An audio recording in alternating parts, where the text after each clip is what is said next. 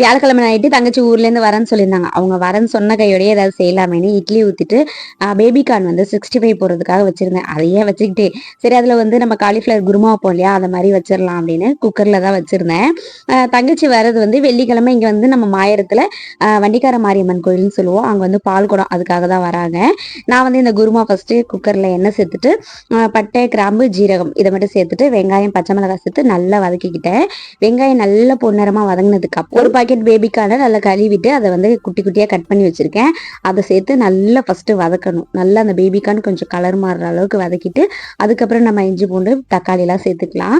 நான் வீடியோ எடுத்துகிட்டு இருக்கும் போதே மீதி வீடியோலாம் வந்து ஒழுங்காக ரெக்கார்ட் ஆகலை, அதனால எல்லாமே ஸ்கிப் ஆயிடுச்சு. என்ன இந்த குருமாவுக்கு நான் ஃபஸ்ட்டு அந்த பேபிக்கானை சேர்த்து வதக்கிட்டு அதுக்கப்புறம் இஞ்சி பூண்டு பேஸ்ட்டு சேர்த்துட்டு ஒரு 2 தக்காளியை அரைச்சி சேர்த்து நல்லா வதக்கிக்கிட்டேன்.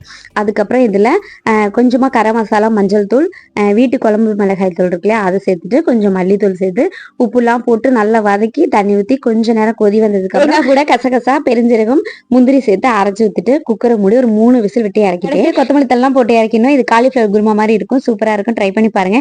இது கூட நம்ம தேவைப்பட்டா உருளைக்கிழங்கு அரிஞ்சு போட்டுக்கலாம், இல்லைன்னா பட்டாணி கூட சேர்த்துக்கலாம். எனக்கு மட்டும் தான் வீடியோ இது மாதிரி கண்ணடிக்குதான்னு தெரியல, உங்க யாருக்காவது தெரிஞ்சிருந்தா கண்டிப்பா கமெண்ட் பண்ணுங்க. நெக்ஸ்ட் வீடியோ பார்க்கலாம். பாய்.